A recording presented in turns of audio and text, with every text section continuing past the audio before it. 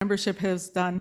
We have lived through a pandemic of our own, and we're still living through it, calling Pamasawan life, calling those solutions forward that we seek every day, not only for ourselves, but for our families, for our nations, communities, and for the people of this on Mother Earth. One of the things I acknowledge today, and have been for a while, is even before I was the CEO for CAAN, a fourth year Sundancer. This is my fourth year. My Sundance sister is in the crowd here, Shauna Isley, who will be presenting some information from the Manitoba Harm Reduction Task Force. And she supported me in that area. That first year when I danced, I had a, and you know, when you're not eating or drinking and you're constantly dancing and praying and listening, you go into a state. Those of you that fast, that have fasted, you know what I'm talking about. Those of you that meditate, you know what I'm talking about. You have these visions, these thoughts that are very clear. One of the things that I witnessed was Trevor Stratton, and he was handing me flags from the many different countries, and I didn't know what he was doing that for. And so after that Sundance, CAAN had their gathering, I think in Toronto, and I went up to Trevor Stratton, and I also went up to Doris Pelche because I knew she was doing some international work. I didn't know what the dream meant, but I remember talking to him and asking him, telling him about this. And now today, Trevor Stratton, he's handing me flags as we work internationally with many different nations across Mother Earth and establishing those relationships, and has been doing that for many years. As Indigenous people of Mother Earth, we have an opportunity or an obligation to bring back our Indigenous ways of knowing and doing, and to help other nations on Mother Earth do that same. The land is healing. You know, we need back our land. And I remember talking with Denise Lambert, and she's buying back some of her land. And I bought back some land, and I know Trevor bought back some land. We're all buying back land in our own ways. And I think that's when we can bring back the land and understanding, that's when the healing will happen for the people and the people that came to this land. So later this week, we'll be doing some partnerships with some non-Indigenous organizations that have been working very hard on this land to bring Pamasawan life to the people. And I think that's important as we begin to acknowledge the ways forward. All I know is my part in what I have to do to fulfill my obligations as an Indigenous Cree woman. And what I've been told in ceremony, and what I've been told by my ancestors, and by the many people that I have grasped as my Sundance sisters and brothers, my healers, my knowledge keepers, my sisters, my brothers, right across this land, and learning every day, all day. We're here to learn. We'll never know everything. You know, I had an opportunity to sit with one of my teachers, Willie Ermine, in Sturgeon Lake First Nation in Saskatchewan.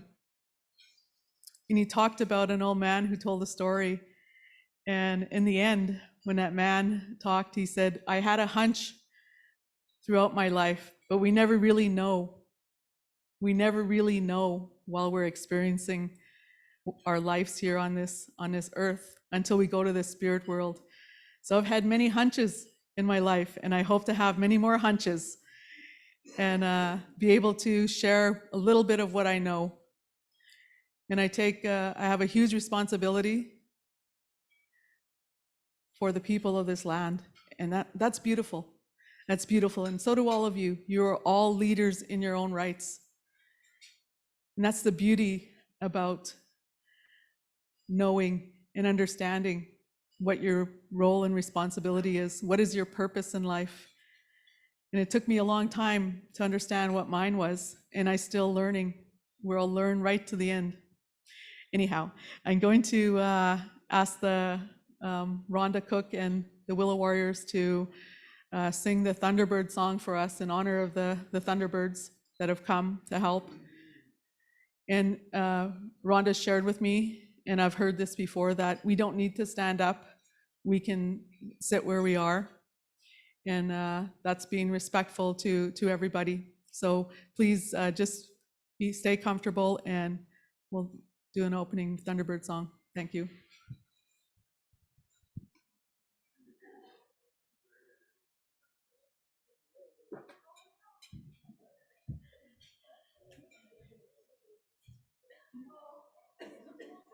Rhonda, can you guys come over this way?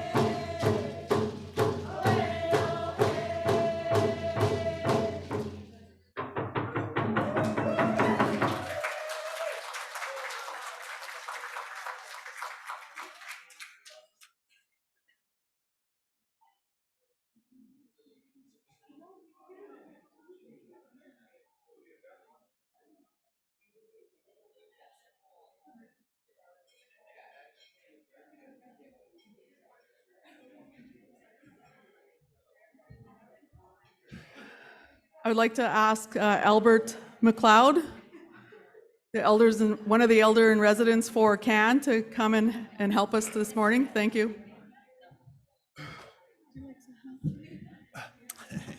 Good morning, everybody.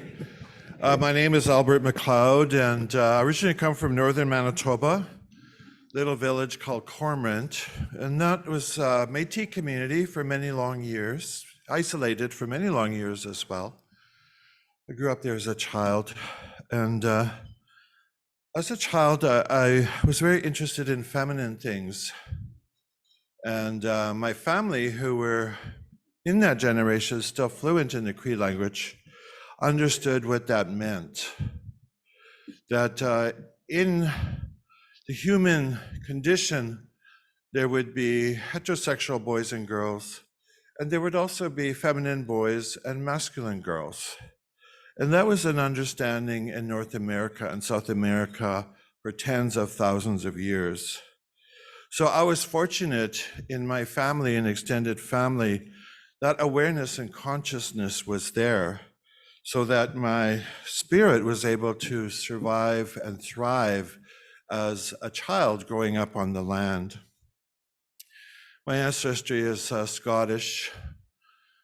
In the day, at the tail end of the Hudson Bay fur trade, the mid-1800s, young men would come to Canada to work in the fur trade through York Factory in northern Manitoba. And they were running from the British, who were discriminating against the Scottish. Gaelic was forbidden. Their land was being taken, and they were literally being pushed into the ocean. So they sent their young men to work in the fur trade. But the Hudson Bay would not let the men bring their wives or their children. So many of these young men in the north soon married, which was prohibited by the Hudson Bay to marry the local indigenous women, but they did it anyway. And that is my ancestry of the Swampy Cree and the Woodland Cree peoples who worked in the Hudson Bay fur trade, who intermarried with the Scottish men who came from northern Scotland. So my identity is a very mixed one of Scottish ancestry culture. And in northern Manitoba, that Scottish culture has not changed very much from 200 years ago, let me tell you that. And it's very similar in some ways to the Indigenous culture in that we're very clannish peoples. We have long extended families. We keep our kids home until they're 40, 50 years of age. We don't get married, but we have children, all those kind of things. But growing up in the PAW, where we moved to in 1963, I soon learned that it was not a very welcoming community to my family because we had mixed blood, Cree and Scottish. We were poor, and I was gay. And by the time I was 19, I knew I needed to get out of there to survive, like mentally, emotionally, psychologically, spiritually, and physically. And so I left. By the time I was 24, I ended up moving to Vancouver, which in 1979 was the epicenter of the HIV pandemic in Canada and one of the largest cities in North America where the virus was already present among gay men in the gay community. Unbeknownst to us, my peers who had done similar as I had, left their reserve and ended up in Vancouver, just to have a life, just to feel safe, to enjoy life in the gay culture of Vancouver. And so we, learn from TV and magazines like Time magazines about this new virus that young gay men were experiencing. And it was initially called GRID, Gay-Related Immune Deficiency, until people who were heterosexual began to show up with the same syndrome and die shortly. And then it was called Acquired Immune Deficiency Syndrome, AIDS. And we were young, and we really didn't take notice, just as many of us did when January, February of 2020, we heard from the internet or from the news that there was this virus going around and that people were catching pneumonia and some of them were dying. So very similar intersections of two pandemics in my history, my life, one that began 40 years ago and one that began, just over 2 years ago. So that's why we have the kits there, the COVID-19 rapid antigen test kits, and the short version of that is the RAT, the RAT kit, which is such a sexy acronym. But anyway, they're here. And you're welcome to test. And I've been to conferences in the last few months, and testing is common. because we don't know. And there's so many unknowns about this virus, and we're traveling by car and by plane, and we're talking, and and we get all excited, and it's like safer sex, oh, I like this person, they use a condom. It's all of that, right? It's not really changed. So I've been working in HIV for a long time, and also in the Two-Spirit community. And I really see the work that we're doing today, and all of you in this room as delegates online or in person, it is an intersection with the Two-Spirit community, the Indigenous community that was first affected by this pandemic in 1979. And there's a flag there with the two feathers on the rainbow flag. That's our flag for Indigenous queer people. There are also eagle staffs there. Those are our other flags, our medicine flags. There's also the bear there, the bear hide. And so in this opening and welcome to this territory, I just want to share some things about our territory. The city of Winnipeg means in Cree and Ojibwe, silty water, because we are in a delta of the Red River that begins just around Fargo. And where do all rivers go? Where does all water go? To the ocean, right? So that river begins just in south of Fargo and goes through Winnipeg, through Lake Winnipeg into the Hudson's Bay. So that one goes north. Where does the Mississippi River go? It goes south to the Gulf of Mexico, right? So there's a river that cuts right through North America, and we are on that river, the Red River. And also it intersects very closely with the Assiniboine River.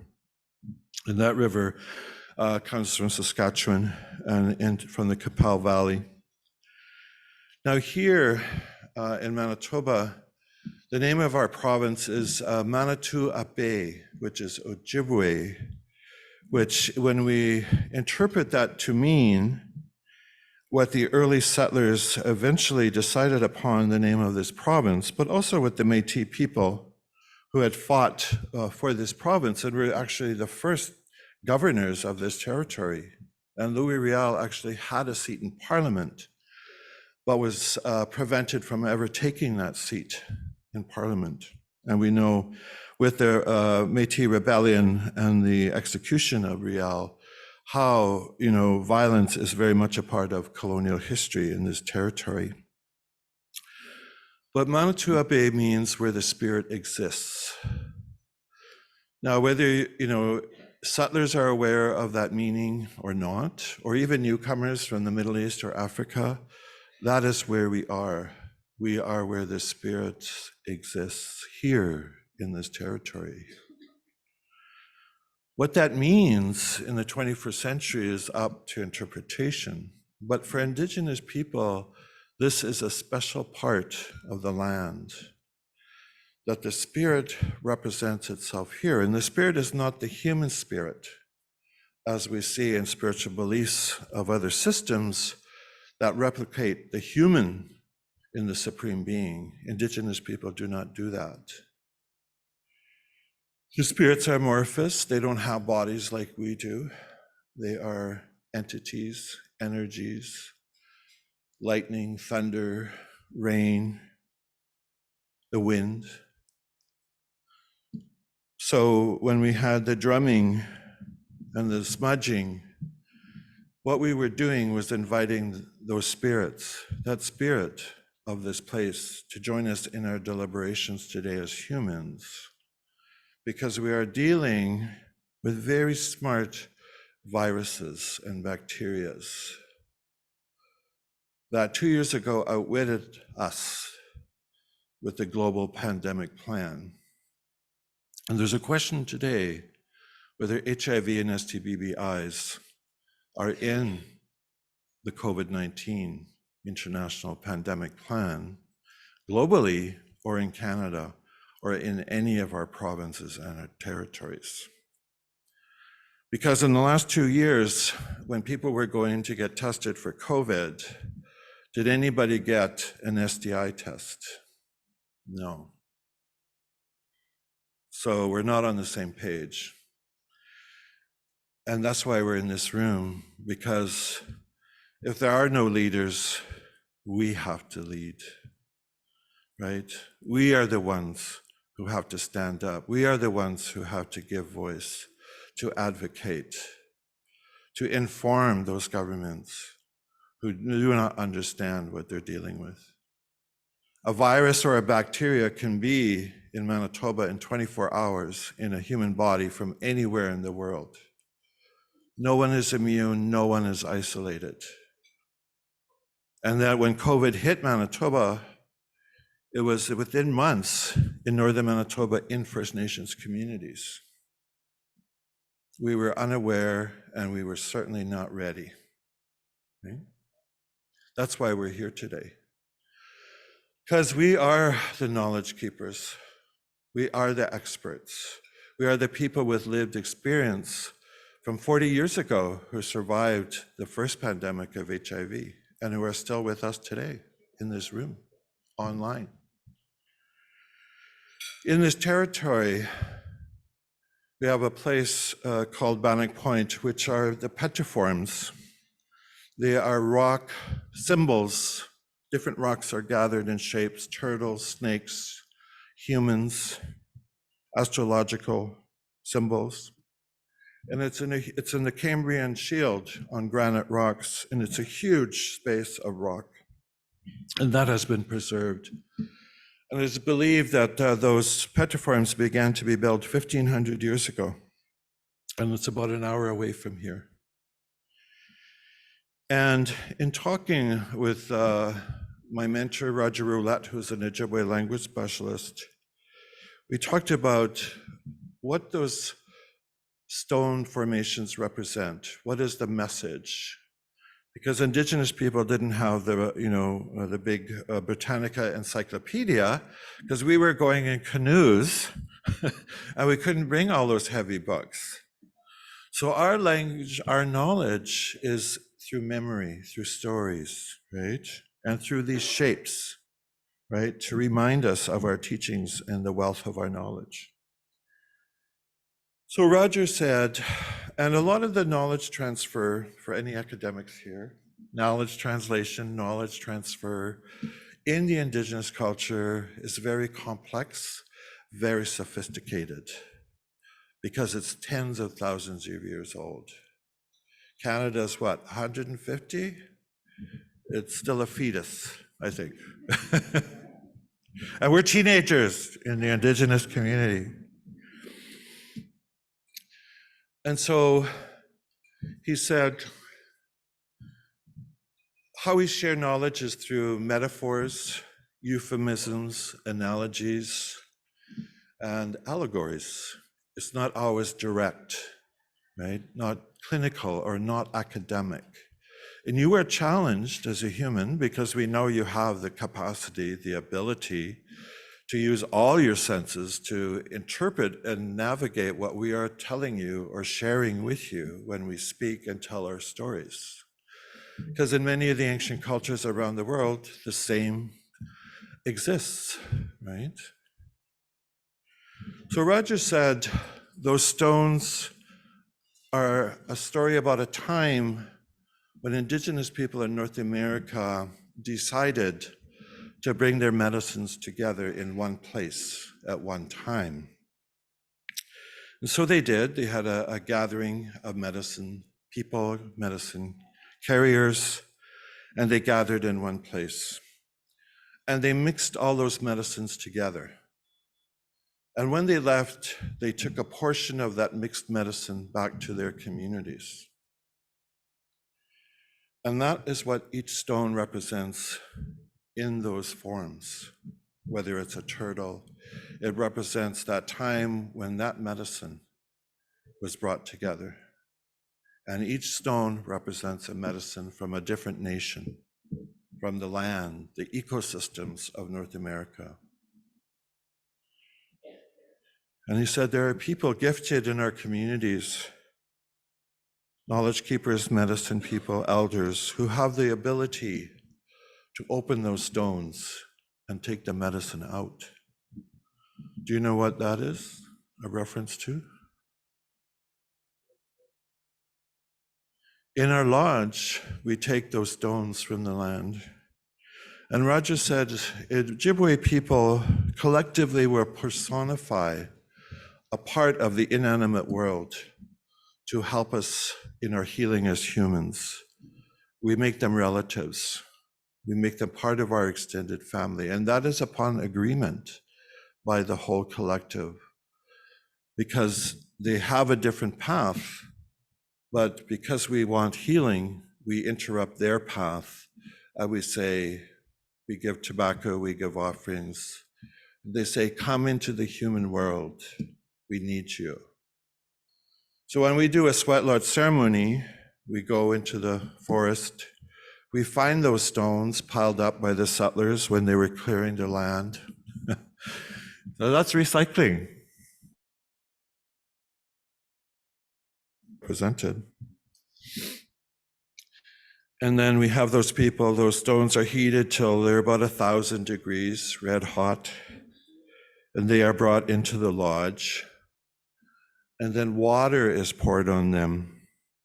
And through the songs, the medicines, the singing, those rocks will break. And that's what Roger was talking about, those people who carry that gift to open those stones, those medicine stones, and let that medicine out in that ceremony. So I encourage you, whenever you are in Manitoba, to go to Batting Point and to look at those petroforms that were left by our ancestors. I know Margaret was talking about rain. Last spring and summer here, we had a drought, unprecedented, they said. Never in 100 years. But that is climate change, that is global warming. Very dry spring, very dry summer. They were actually selling off their cattle because they could not feed them with hay. And the farmers were struggling to get their crops on. And I remember listening to the TV or radio, something, where this Christian man, minister, was encouraging Manitobans to pray for rain, right? That same week, our people were doing a Sundance, and that's the dichotomy, right? For Indigenous people, summertime is to welcome the sun back, to experience the plants, the medicines, the animals, the berries, that beauty of summer. Yet the farmers were praying for rain. And that's what the smudge is. It is the petition, the invocation to the spiritual world to be in this room with us this afternoon, to hear our voice, to see us in all our ravishing beauty. Whatever shape we're in, it is glorious, because we are on that physical journey from birth to death and into the spiritual realm. And when that drum is sounded, and when those medicines are burnt, we ritually, ceremonially purify ourselves in the knowledge that those spirits will be in this room with us, to listen to us, to observe us, to guide us in our deliberations with these viruses, with these bacterias, and with our struggles just to be human. And we just went through the Truth and Reconciliation Commission. We just went through the National Inquiry into Murdered and Missing Indigenous Women and Girls. And we have many actions for justice and reconciliation. And those messages are for Canadians, that this is your history. This is what happened 300 years, right? It's a time to turn, a time to pivot as Canadians, to open our minds, to understand that Indigenous people have been here for thousands of years. We have the depth of knowledge nobody else on this continent has. And that is a truth that no one can deny. So Roger says In the Ojibwe language, there's another interpretation of what Dabwe, which is truth, means. It means faith and belief. And that's what we are challenged with today. Do we truly believe that we can be guided by amorphous spirits in our work around the HIV and STBBIs over the next few days? Do we really believe that? Do we really have that faith as humans? That over the next few days, someone will say something, you will hear something, you will do something that affirms that those spirits are listening to us, they are guiding us, they are helping us. Because in this province, we've tried Western science. And though many people are here from Saskatchewan, Saskatchewan has the highest rate of HIV transmission in Canada, and Manitoba has the second. Right? So with all our Western knowledge, our best sciences, we're still failing, and this virus is outwitting us. Because it means we do need help. We need that epiphany, that insight that will come through the conversations that we have and the contribution of those spirits. Some of those spirits will be your ancestors, maybe 1,000 years ago, from any part of the world, because you carry that DNA, you carry those genetics, you carry those gifts. That's what made you a doctor, a nurse, a scientist. All of that led you to this room today from the second you were born. That this is not a random event. Every path you took previous to this day has led you to this room and to these conversations. And when you move from this room, you will intersect again with different people. I just want to acknowledge some of the people who worked in this territory. Some are retired, some have passed away, some were Indigenous people living with HIV.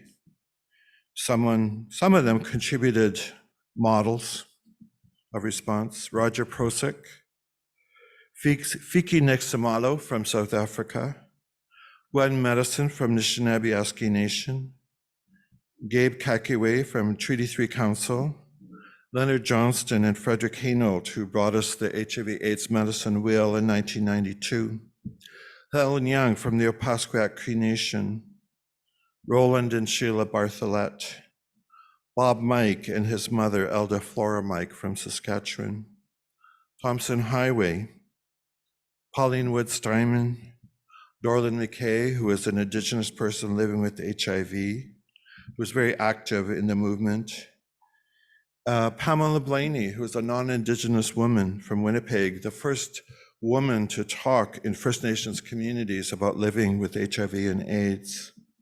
And also Keisha Larkin, who was here in the early 90s doing her speaking.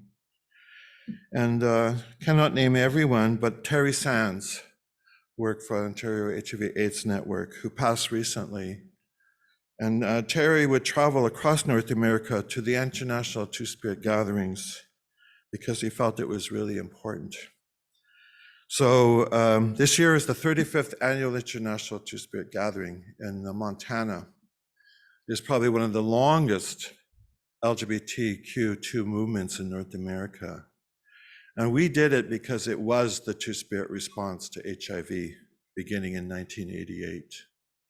Right, so that is what we are intersecting with, that history today. You are part of that journey, right? And there's a lot to share, and I'm not going to share it all this morning. So welcome to the territory, the rainy territory of Manitoba. We're not in drought. Look, imagine that. Thank you.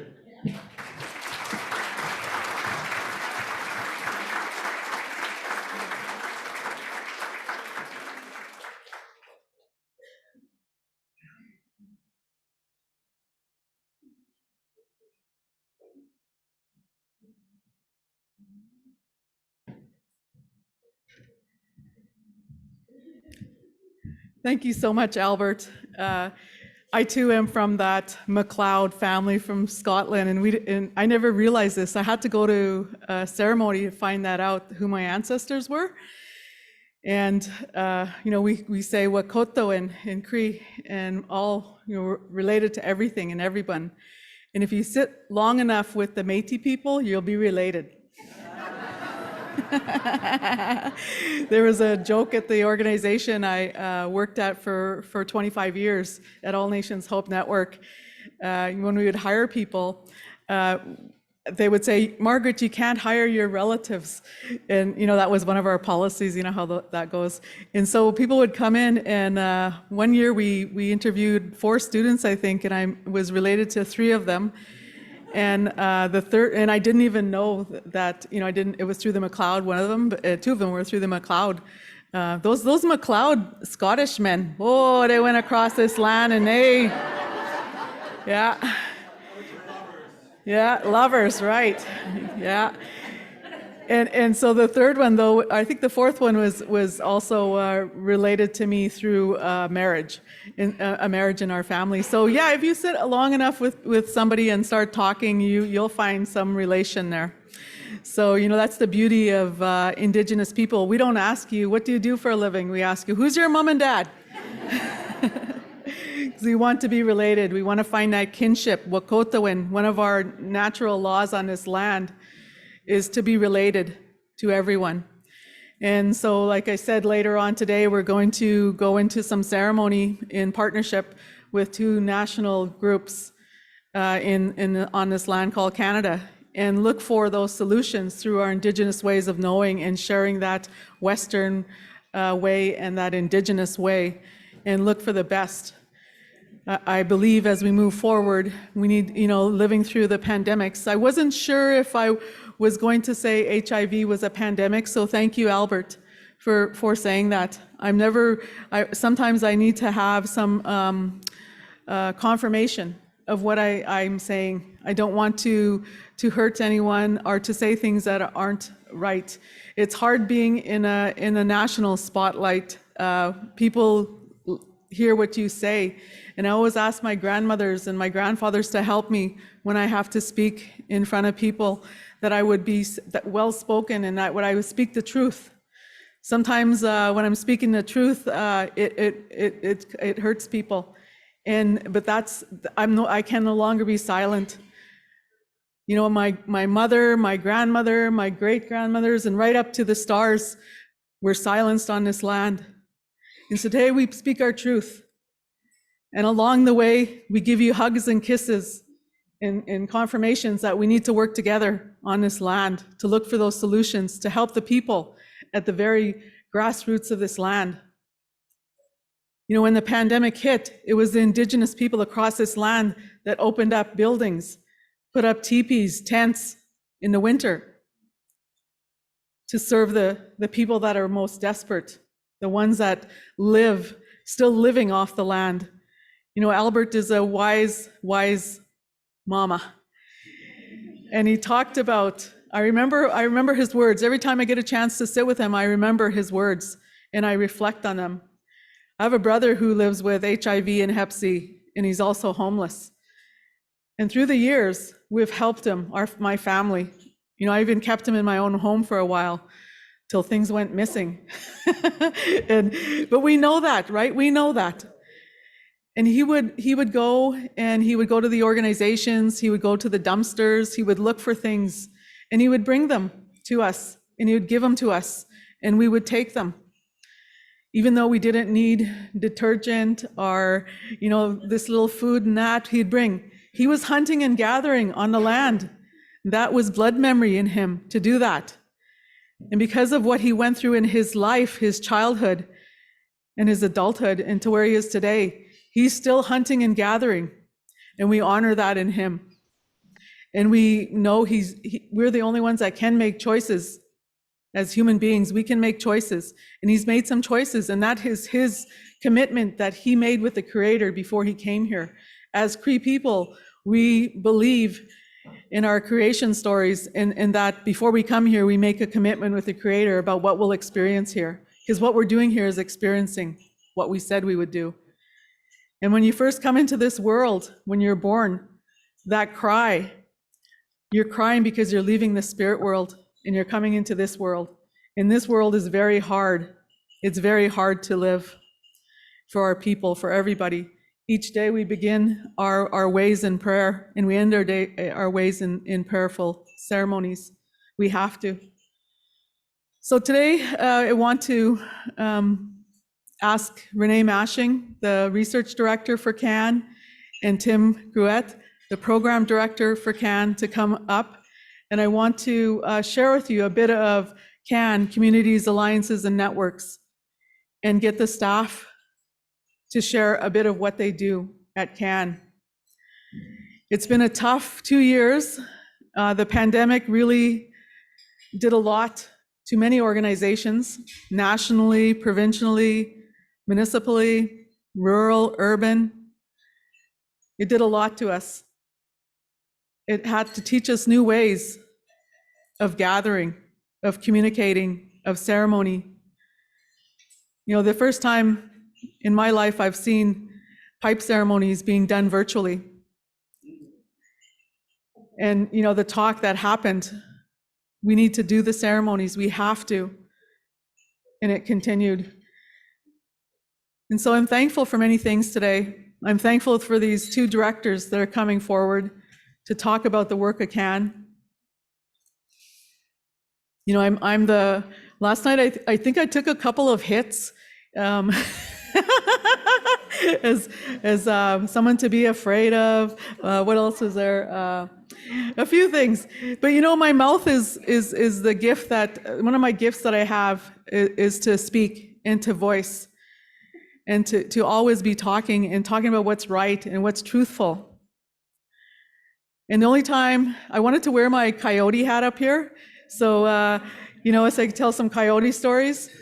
And but I think I'm going to save it for when I have to speak to the government of Canada, and I'll tell them some stories, some coyote stories. And you know that old country song, "I tell the truth even when I lie."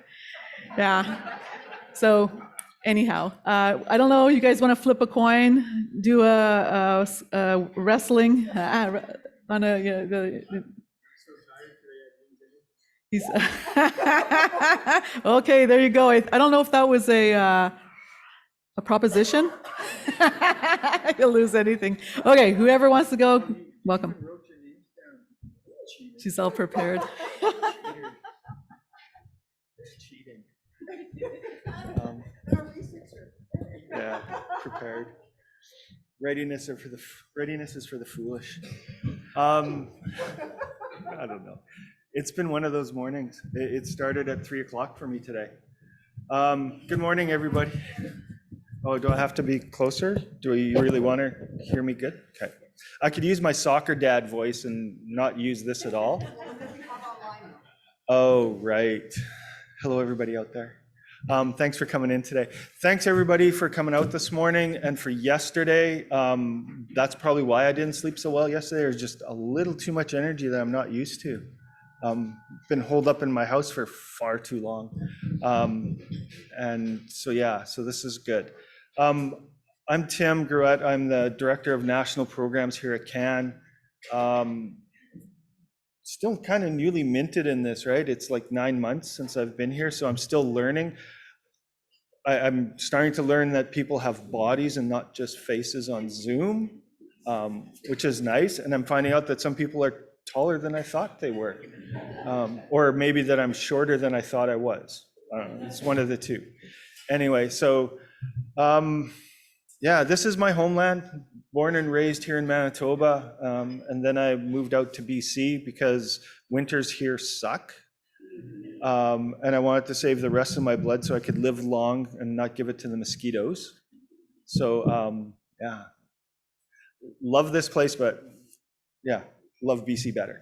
So anyway, but I have the honor of introducing my staff here to you, and they're going to come up here and tell us what they do and who they are in under 3 minutes. And I'm already at 2:15.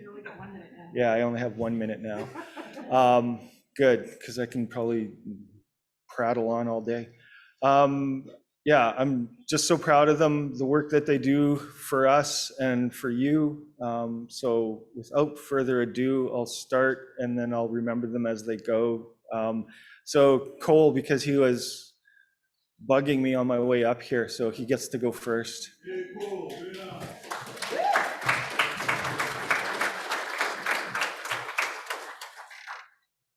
You can run. You're young enough, you can run.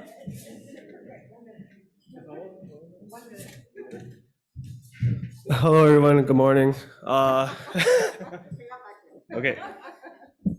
My name is Coleman Kashwadam. I work for CAAN as the Indigenous Men's Leadership Coordinator. I also help run the advisory committee, co-founder of the Spot Eagle Society. We're a National Indigenous Men's Committee. We're an advisory committee within CAAN. We developed a workshop together, myself, Trevor, Randy Jackson, Jefferson Brown, Elder James Cotel, Jared Big Canoe, and Kelly Bird Natahau. Our workshop is on Thursday at 10:30. So if you're not doing anything at the time, show up. Great to be here, and great to see everyone here. Thanks.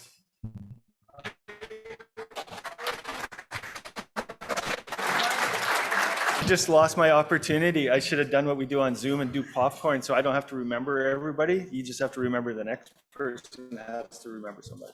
So anyway, I'm gonna save Trevor for last because he talks the longest, and then it's Renee's problem and not mine. Yeah.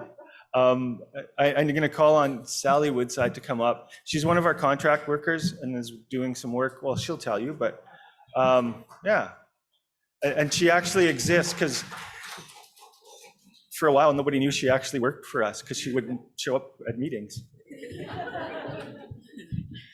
Good morning. Thank you, Tim, for the lovely introduction. Yeah, so I'm a contractor with CAAN. I'm coming from Thunder Bay. My project is called the Wellbeing Project in partnership with the Dr. Peter Center out of Vancouver. So we've been looking at how gender-based violence and COVID, how they've been intersecting pandemics of their own.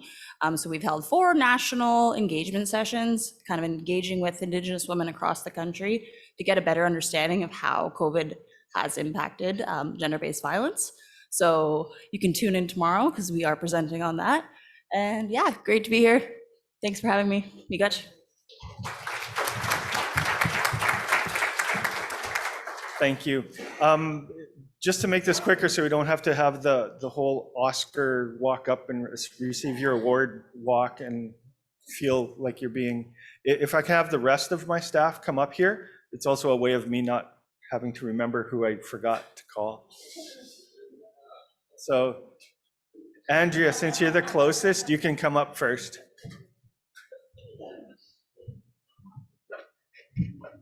Good morning, everybody. I'm Andrea Badak. I am the National Indigenous Women's Leadership Coordinator, and I've been with CAAN for about a year. I am a Red River Métis from here in Treaty 1, and I now reside in Coast Salish territory in beautiful BC. And my Voices of Women sister from committee that I coordinate is and facilitate gifted me this beautiful dress, which is a blend of Manitoba and British Columbia, and very special, so I'm debuting it here. Yeah, so the Voices of Women is a standing committee for CAAN of women with lived experience, and we help inform CAAN and other policymakers on Indigenous ways of knowing and doing and how to decolonize healthcare. And so really, really hard and important work. And we are presenting on Thursday morning, tomorrow at 10:30. So competing with my colleague Cole, who's running the men's program. And yeah, I'm really sad that I won't be able to participate, but that I wouldn't be able to participate in that because yeah, I was very much looking forward to hearing the work that they're doing. So, so welcome everyone to that workshop. If you are interested in learning about first the women and where they're from and why this work is important to them and why their voices are important, and the issues that are driving the work of decolonizing, because as you know, it's very complex. So I'll leave it at that. I'm here all week if anyone would like to connect. And who is next? I see Audra's lovely face. So thank you.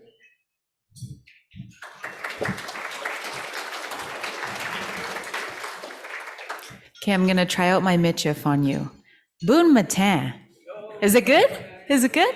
I know only a couple things in Michif, and I'm just learning. I am a Métis woman, of course, and I am so happy to be amongst so many Métis people here. I just find it so, I just want to leech on to all of you and suck all of everything you've got to give me, and it's just so wonderful. I am in between Treaty 6 and 7 territory, and I'm just in Blackfelds, Alberta. There's not a lot of Métis people that are like, yeah, like I want to I wear my sash cleaning. I just want to be, you know, everything. So I'm really happy to be here. Thank you so much. My name is Audra. I work for CAAN and I am an executive assistant. So really what that means is I just make things look good and sound good and do errands and run around. And if you need anything this week, I'm here for you. Just let me know. I have the answers to most things, or you'll see me running around to find it. Really happy to be a part of everything that's going on here. So thank you so much. And I don't know anything else in Michif to say. Oh, I'll say Marcy. There you go. Thank you so much. Oh, and we're going to send up Sammy Clement next. And she's a little shy, so give her some love.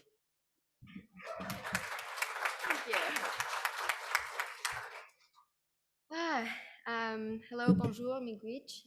My name is Sammy Clement. I am an ally to, thank you. I am an ally, and I just recently started at CAAN about 3 months ago as the new Promising Practices Coordinator.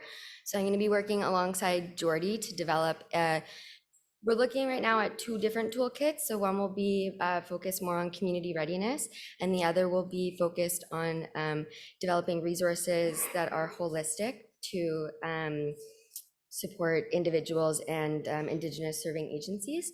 So unfortunately, I will be leaving tomorrow morning, but if you'd like to connect with me for more information, I'll be around today. And yeah, I'm gonna leave now. Thank you.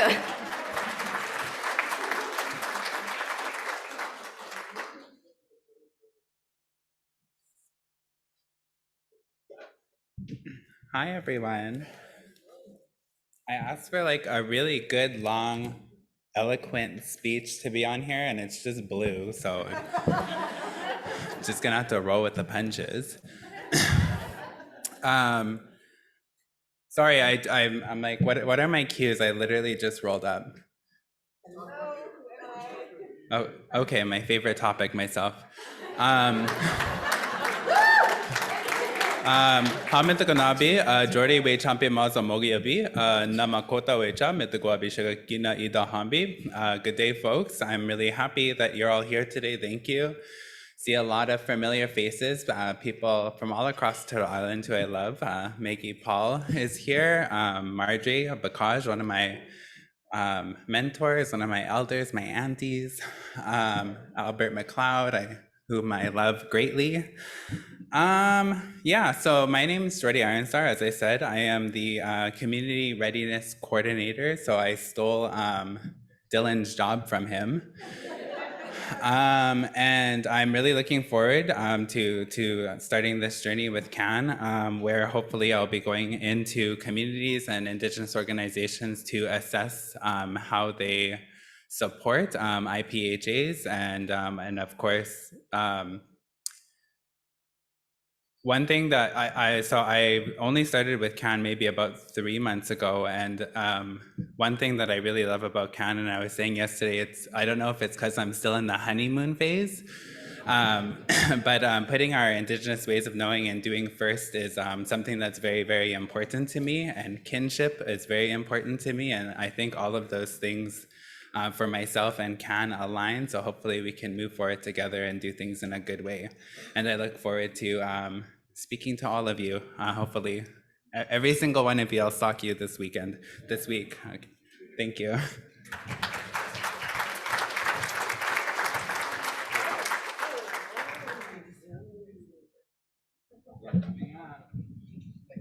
Jordy was waiting for his award. Anina Dinaway Maganag, Musquani Mikin Dashikask, Tuatotem. My name given to me at birth is Dylan. I am technically and officially a program manager here at CAAN. What happened is we got all this amazing new staff and then realized that there was not enough people to like do all of the behind the scenes stuff and all the HR stuff. And I'd been here for a while. People have seen me for years. And so I shuffled up to that spot. And so now I'm doing a lot of that behind the scenes stuff, which is really, really cool. And that's been a lot of fun and really, really necessary. And it's been amazing. And of course, it was really hard to find someone to step into the role of community readiness because it's something I loved so much and it was so important to me. So we had to try to find someone smarter and better looking, which in and of itself was like a huge challenge. Luckily, we found Jordan, and I was like hoping for someone not quite so smart and not quite so good looking. So it didn't like push me down in memory, but that's fine. We'll handle it. So yeah, super excited to be here. I missed all your faces, most of your faces so much. There's a few of you. But it's just so good to be here and I love you all. And so we have a couple other program staff too, but I know some of them are a little new. So Tim will manage those. He'll call them up. Thank you, everybody.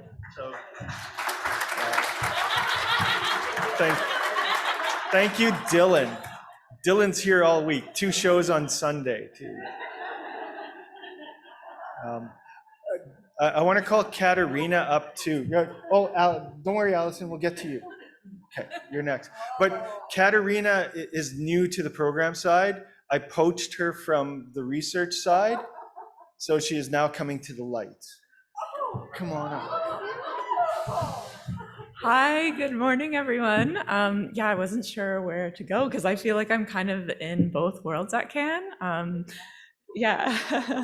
I started off in research. It's almost a year now, and I'm honored to coordinate CAAN's harm reduction offerings. So we have a few different things that are going on. Some of them are working with artists and storytellers such as Marjorie, and I'm really excited about that work to really share stories of harm reduction in ways that aren't just through academic sort of journal articles, that kind of thing, really bringing the life and spirit of harm reduction and Indigenous harm reduction to life. And I'm also coordinating a research project in partnership with the Dr. Peter Center. And this one is also quite exciting. We're looking at how harm reduction programs have adapted and changed during the pandemic, and Indigenous harm reductions in particular.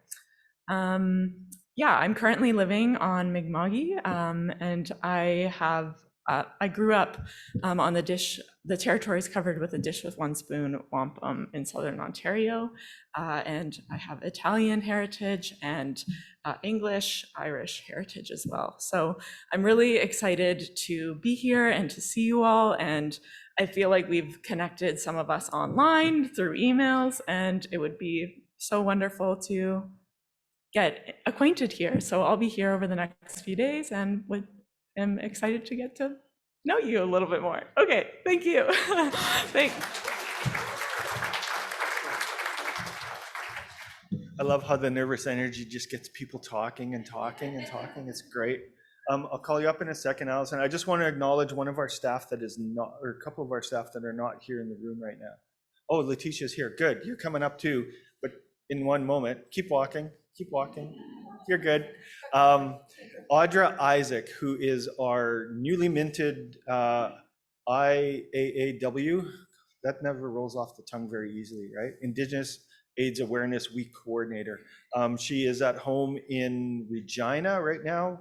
We hired her, 2 weeks ago, so we didn't really give her enough time to figure out childcare and get here and all that stuff. So anyway, if she's watching online like she should be, thanks for joining the team. Love to have you here. Allison, you want to come up now? And then we'll get Letitia. No, come on. You first. My work daughter. Thanks, Dad. Minawampan. My good dad or bad dad? Mia Kiska, Nita Tim, Tak, Egwa, Kikwak Maganak. Ooh, all right, I got it. I'm Peter Washday. Minawampan. My name is Allison Whiteman. I'm the granddaughter of George and Rosalie Lara and Alex and Lucy Anna Whiteman, me Desjardins. I am from the Cowsas First Nation in Treaty 4 Territory, Saskatchewan. I live in Fort Capel, Saskatchewan, in where our head office is located. So they just call me and I'll bike to work right away. I'll be right there. No. I take photos and I run the site, and my title is the Multimedia and Graphic Design Coordinator for CAAN. Thank you. But that's not all she does. She is also an incredible artist. Some of her paintings, I want to just, when she's here, I'm going to go and steal them from her house. Or maybe I'll just say they're really nice and she'll have to gift them to me. How's that work? No? I know how it works. I won't do that to you. Letitia, come on up. And then we'll get to Trevor to close it off. Save the best for last, maybe, Trevor? No?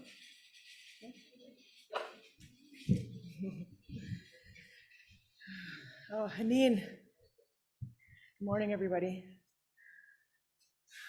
How is Josh go? Benesikwe, Dishnakas, Benesik Dorem.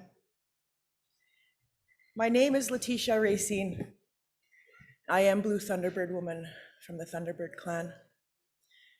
I'm originally from Long Plain First Nation, Treaty 1 territory. Yeah, this is my homeland. This is my home turf here. And I was raised in the Turtle Mountains, survivor of the 60 scoop. And I'm the wellness coordinator for CAAN. And a wise auntie once told me when I was going through a really difficult time about who am I, what's my position here, what's my role, how can I best serve? And Carrie Lynn, I reached out to her, and she's one of my really great supports. And she said, you are a firekeeper for two of the groups that you work with. So as wellness coordinator, I serve and administer to two leadership councils, the 12 Sacred Indigenous Leadership Council, IPHAs, and the 7 Sacred Warrior Council, is the IPHCs. So these are the two fires, I believe, of CAAN, and I'm just the firekeeper. So I serve and administer to those two groups, and I love my job, I love my work, I love CAAN. I believe that I'm here. The Creator and my ancestors have brought me here, right where I'm supposed to be at this particular time, and it's freeing, and I love you all, and I'm grateful to be here. Kachima Gwach, all my relations.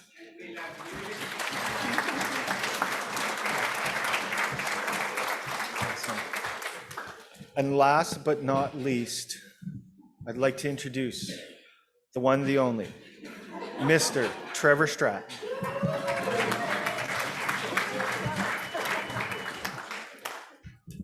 It's so great to see everybody again in one room, like with your fleshy faces, not just a square box. So I am Trevor Stratton. I have a new position. After 10 years, I'm no longer the coordinator of the International Indigenous Working Group on HIV and AIDS. I'm now the Indigenous Leadership Policy Manager, which is a position that was created, I think, from all the things I used to do off the edge of my desk that kept falling off. They made a basket and to catch it all and created a position around it. And it has a lot to do with working with our Indigenous partners, our national Indigenous partners that work in health, organizations that work in health. And eventually, after this international Indigenous pre-conference is over, I'm still doing a lot of the international stuff as the IGWA project comes to a sunset at the end of March. The First Nations Inuit Health isn't going to fund that anymore. But luckily, the leaders of the international group had the foresight that they knew that this, this model wasn't sustainable. So they created an NGO called the International Indigenous HIV/AIDS Community, which is going to take over the stewardship of the international Indigenous movement for HIV going forward. So they're just a baby, this organization, but they're growing.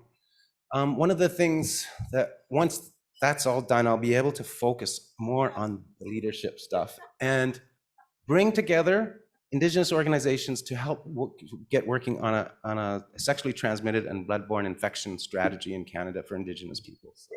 Hopefully. Thank you.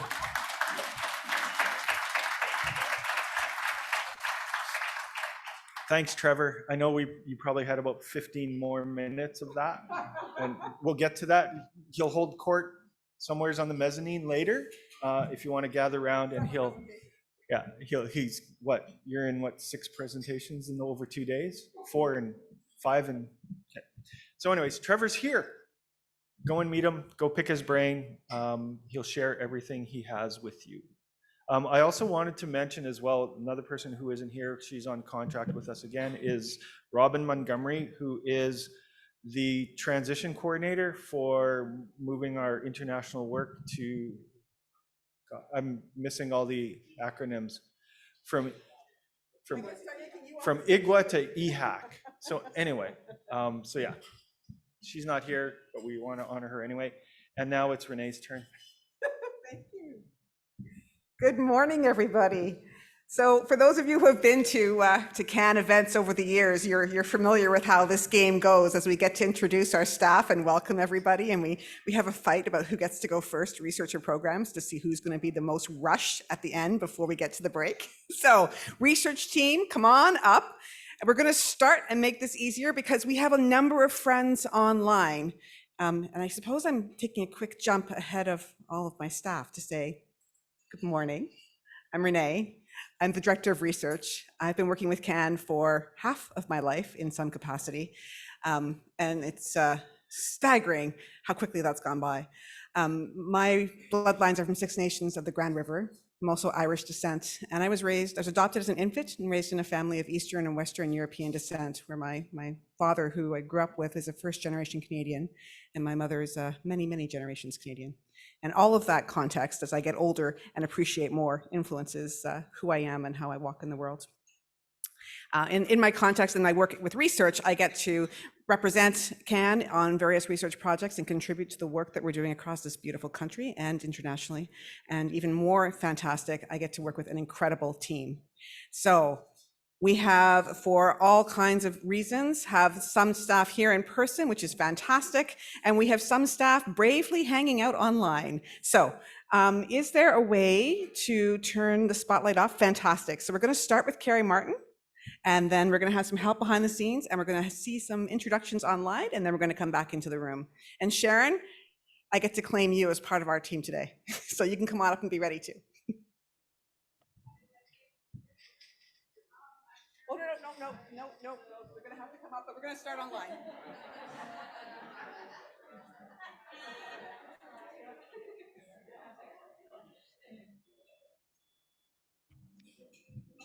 Go ahead, Carrie, you're all set. Morning, everyone. My name is Carrie Martin, and I'm Mi'kmaq from Liskitch on my paternal side and English Norwegian on my maternal side, but I'm calling in today from the unceded territory of the Ginakahaga people in what is known today as Montreal. I'm really sorry I'm not there with everyone. I had intended to be there, and then there was a death in the family, so I needed to stay back, but I'm there with you all in spirit. And I'm the Indigenous Women's Research Coordinator with CAAN, so I'm doing Indigenous women's research and knowledge translation including a grant that I co-lead with Margaret on connecting National Indigenous Women's research stakeholders, where we're going to develop a national KT strategy for Indigenous women's HIV research, as well as the co-PI with Renee Mashing on the International Women's Sexual and Reproductive Health and Rights Grant.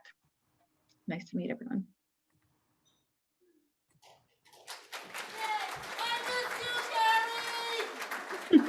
Hi, Sharp. That's how good the mic is.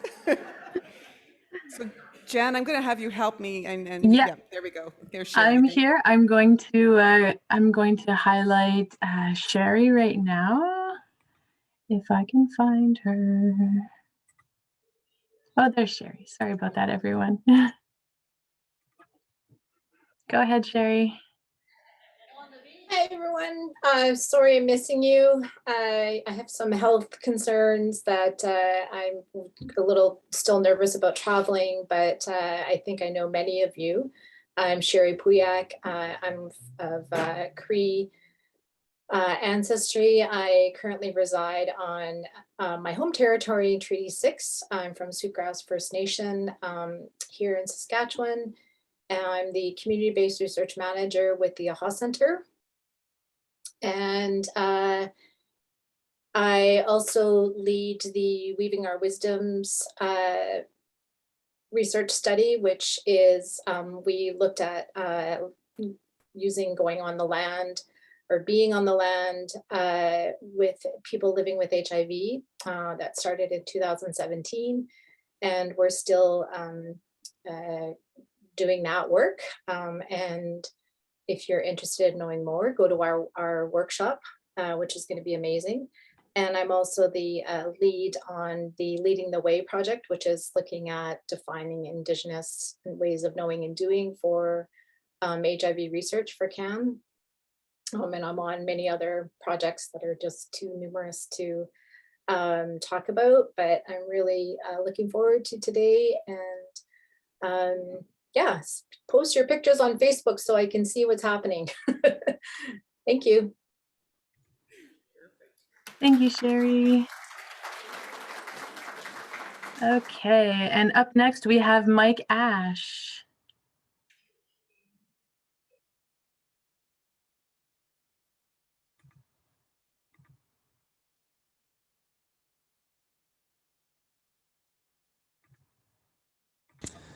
I'm Mike Ash, the financial coordinator for CAAN. I basically submit expenses daily. I've been around since 2012, volunteering, and I work out of Halifax, Nova Scotia, and that's it. Believe it or not, I wrote all this down so I wouldn't forget. Thank you, Mike. Thanks.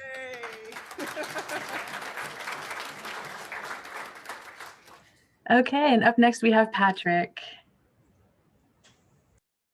Hey, everybody.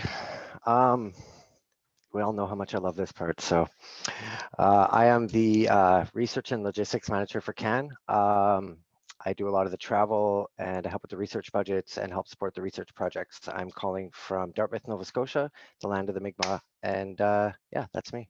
Hope you enjoy the conference. Thank you, Sharp. Thanks, Patrick. Okay, Ashley Hilton, are you ready to say hello? Ready. So hello, everyone. Unfortunately, I can't be there in person with you all, but I just recently started with CAAN, so I don't think Renee wanted to throw me in too much over my head right away, because I'm only with CAAN for 2 weeks now. I'm of European settler descent, and I grew up in the dish with one spoon territory, and I'll soon be moving out to Mi'kmaq territory to work with CAAN at their Eastern office. I am a summer student with CAAN, and I'm kind of doing a collection of several projects. I'm working with Katarina on a literature review for the harm reduction project that she's working on. I'm going to be working on a tuberculosis and HIV podcast.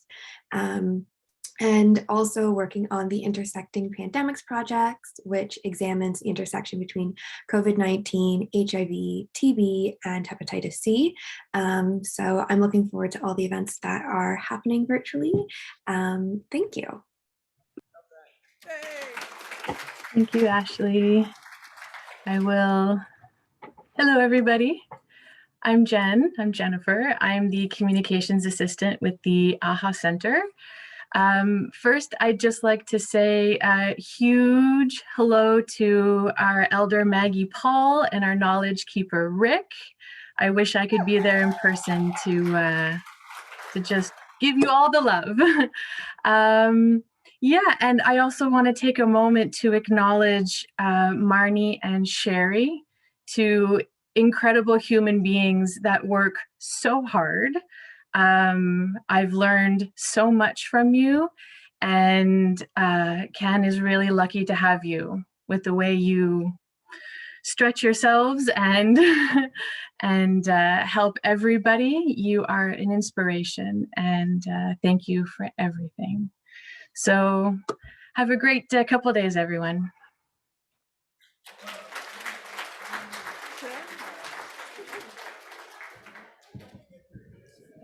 Hi, I'm Sharon Gimmis. I'm the financial officer with CAAN. Been here for a little over a year. Nice to put some faces to the names that go across my desk, and hope you enjoy your time network and learning at the conference. Yeah, everybody wants to be very nice. I got to share, Sharon, with across projects and all of CAAN. Okay, so Carrie, would you like to go ahead?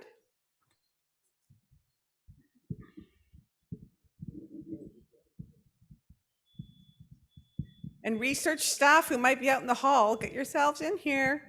I've seen you this morning. So my name's Carrie Lynn Lund. I get called Carrie unless you're angry at me, so I'll know. That's how we. And I speak Cree Michif. Now there's a bit of a thing going about the Manitoba Michif and the Alberta Cree Michif. So Tanse. Hey, yeah, come on now. All right, Mias and Gisiga. So I have been with CAAN. I got to tell you, I'm an old lady. I'm probably the oldest one on staff, but I'm an old lady, closer to 70 than to 60. And I approached Renee and asked if I could work for CAAN because I wanted a place where I could lay down my bundle, and it is an amazing place to work with. And what makes it so amazing is the people that we serve. So give yourselves an applause, because yeah. You might have wondered what that quilt is back there. That was the first project I coordinated. It was a national project on family matters, and the participants did the artwork there and left a piece of themselves there, their heart. It was about giving voice to family members of people that were affected by people in their family with HIV. So please do stop and take a look and just appreciate the people that were involved in that. But right now I'm the national coordinator of Drum and Sash. And we partner with communities and we support them developing and running a cultural response to HIV, hepatitis C, and related mental health and stigma. And I would just like to, I mean, and it's us serving communities. It's not us taking our ideas and saying this is the way it should be done. So I just really want to begin by acknowledging, we have an elected council member, Carolyn Isidore, if you would stand up, and from Driftpile Cree Nation. We have Shauna Belrose, who's been with me in the research and Driftpile for almost 12 years. We have, is Robin here yet? Moya Miskwa? Well, you'll have to come to our workshop tomorrow at 10:30 to 12 to meet Robin and their amazing community story. We have David. David, you're the health director of Driftpile. Thank you. All right. And we also partner with the Métis Nation of Alberta, and they have delegated Ray Saint Denis, who most of you know, and company, and through Shining Mountains Living Community Services that does the work there. And so they're developing not a First Nations adapted model, but they're actually adopting or have created their own Métis tools. And if you want to see those tools, and if you want to make a little Red River cart tomorrow, it's 10:30 in the York Room. Just there you go. So yeah, so thank you so much. Thank you, Drift Pile. Thank you, Councillor, for being here. Hi, hi.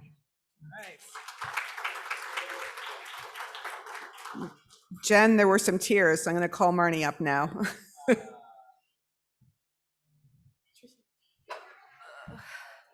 Good morning, everyone. My name is Marnie Amiro. Thank you. I'm here from Mi'kma'ki, from Mi'kmaq territory, and like Renee said, Jen got me all flummoxed here.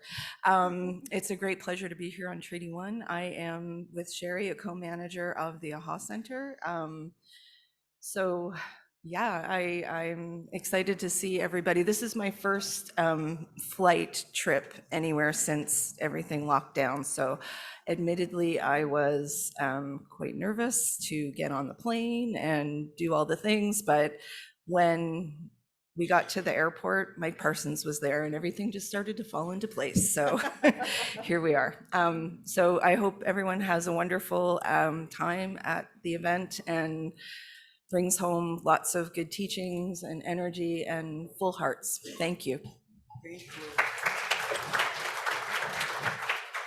Patricia, come on up.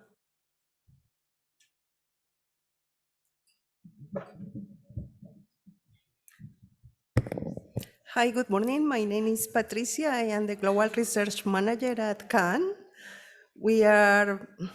We have a beautiful project about sexual reproductive health and rights for Indigenous women and girls with HIV. The beauty of this project is that this is an international project and it's running in 7 countries, in New Zealand, Nepal, India, Nigeria, Peru, Guatemala, and Canada. And this project responds to the needs of Indigenous women and girls and the LGBTQ community with HIV. It will analyze why the structure and social issues are put barriers to Indigenous women and girls to access the services that they need. And we hope to bring the tools and the base for developing of policies in all these countries and maybe beyond. Thank you so much. Beautiful.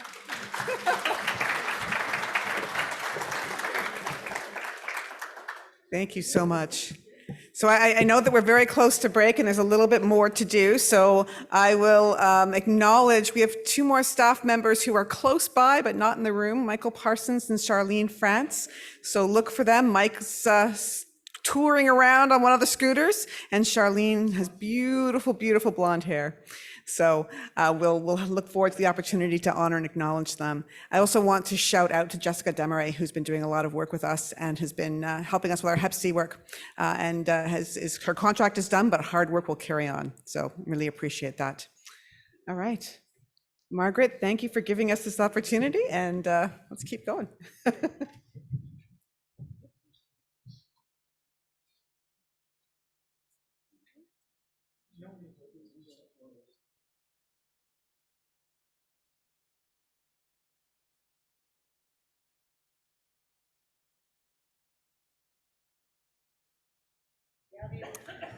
Thank you. So that's we have Tim holding our baby bundle, and we made that bundle in ceremony, and so that's part of our bundle now that we take around with CAAN. Take it to meetings, the baby. People are welcome to hold it. If you want to hold the baby, we can let you hold the baby. And when you're holding the baby, think about something that you need in your life and ask it. It's a ceremonial baby, a bundle. And so it'll be around the baby. So just as we move on a bit here, I wanted to just recognize, first of all, Marjorie Bocage. I wanted to honor her today with a skirt, and Renee will take it out. Some of our older people that have been helping us for many years to do the work that we do. Renee, that one is yeah. So Marjorie, would you like to come and we'll size you up here over on this side.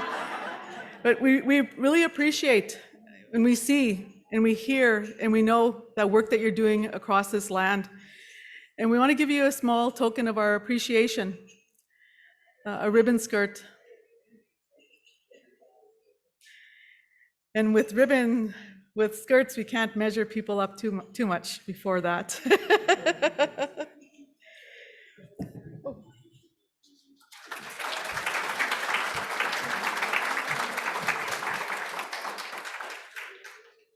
The second person I want to ask to come up is Sharp Dobler. And Sharp, you could do whatever you want. I heard your story in the last couple of days, so a little bit of stuff, but we wanted to gift you.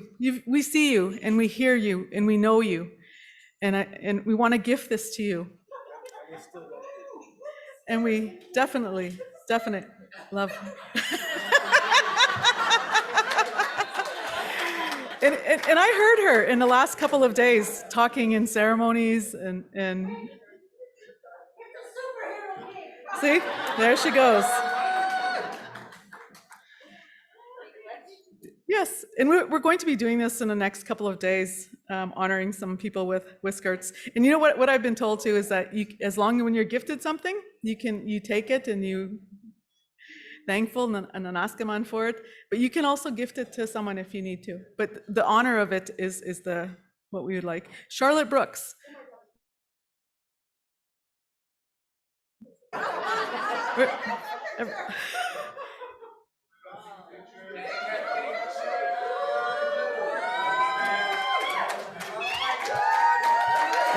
There she goes. There she goes. What's the beauty pageant?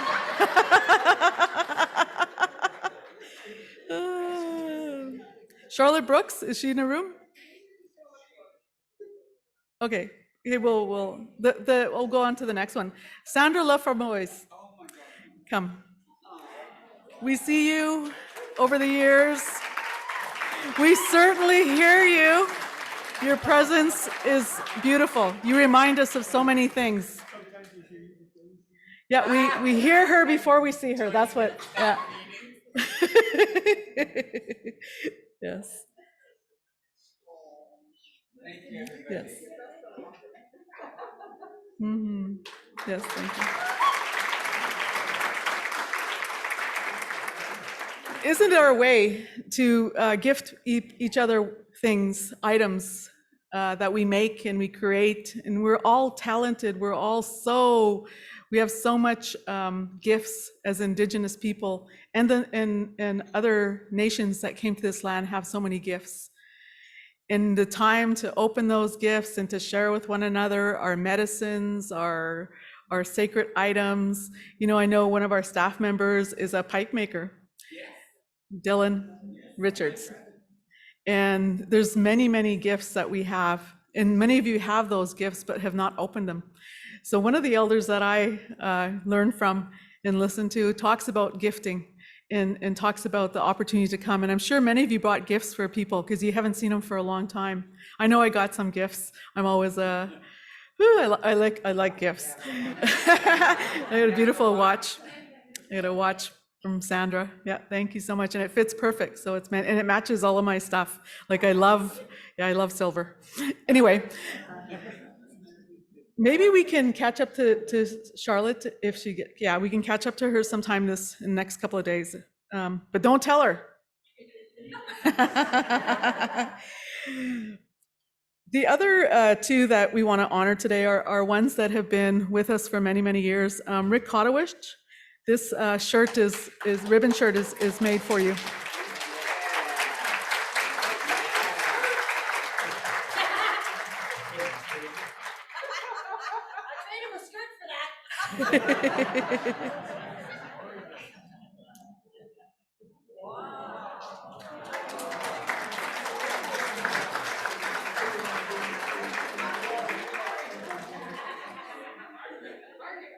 Is Charlotte here? Charlotte Brooks, we'd like you to come up. We want to honor you with a skirt. And this is our appreciation to let you know that we see you and we've heard you. And we feel your compassion and your love that you have for the people. We want to gift you this skirt in that honor.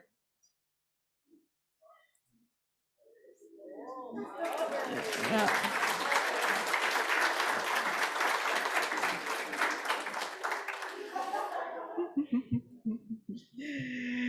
Somebody who inspires me to use my voice, and I love singing alongside her and drumming.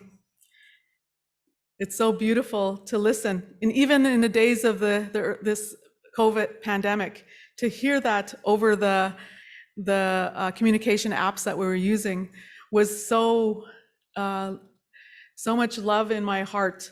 And I would put mine on mute and I'd be singing right along with her.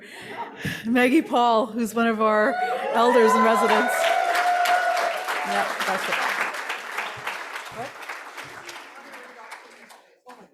Oh, that's Dr. Maggie Paul. Wow.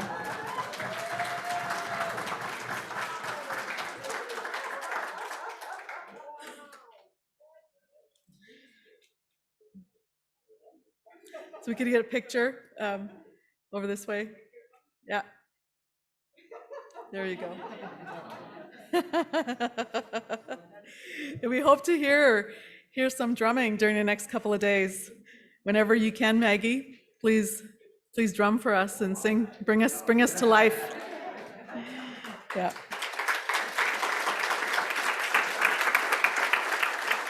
We're going to go on to our break. Just before we do that, I want to make a couple of announcements. CAAN has an app. CAAN has an app. What about that? You know, you can't beat that. I was going to do some of that, some rapping, but there's also, isn't there the memes that are happening now because of Johnny Depp? Yeah. Don't do that? Okay. Where's my cat?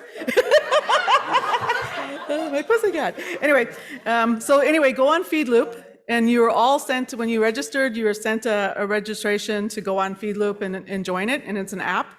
On there are all the announcements for CAAN, so you'll see things on there. The agenda for the days are there. All the information you need will be put there.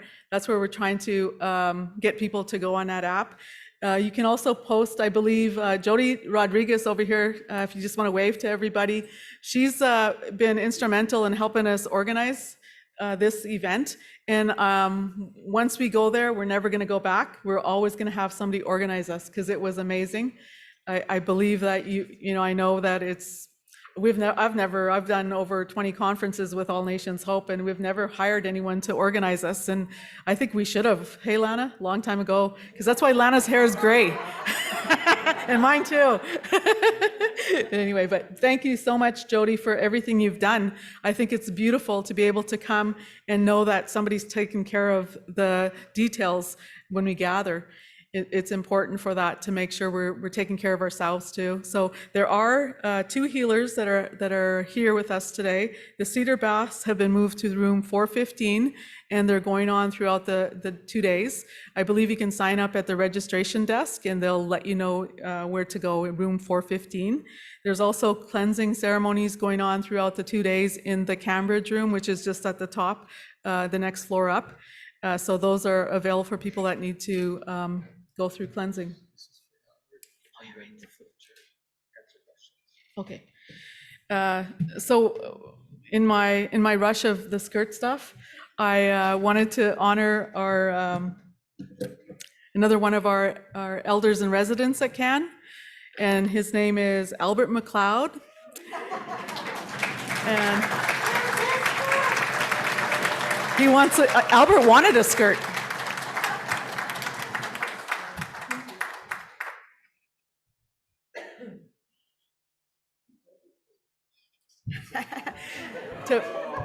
It's a beaded, oh, trying to be, it's a,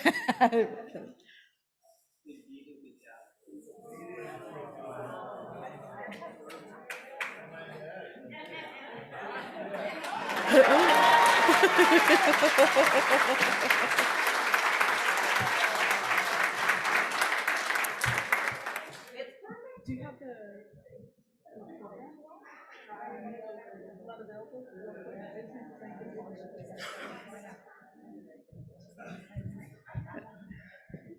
So with that, I just want to acknowledge our partners and our funders and thank them for helping us make this event happen.